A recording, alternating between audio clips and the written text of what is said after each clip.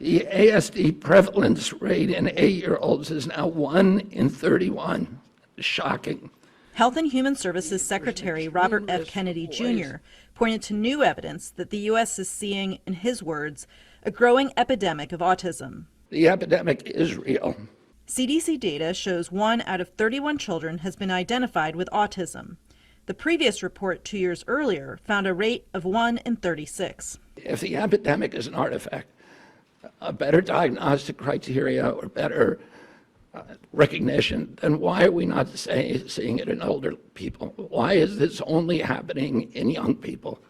The American Academy of Pediatrics has disputed Kennedy's characterization, attributing rising rates to the fact that more children have access to evaluations. And I think there is more awareness, but clearly there's something else. Teresa Hamlin has worked with teens and adults with autism for more than 40 years at the clinical and research organization, the Center for Discovery, where she's the CEO.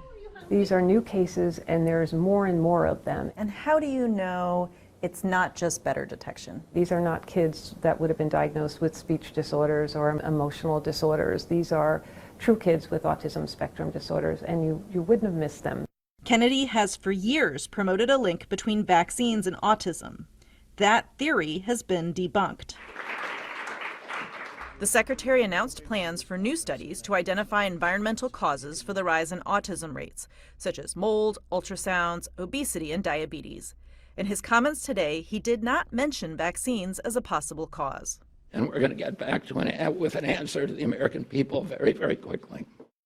There's no one cause to autism. It's multifactorial, genetics, environment, and more.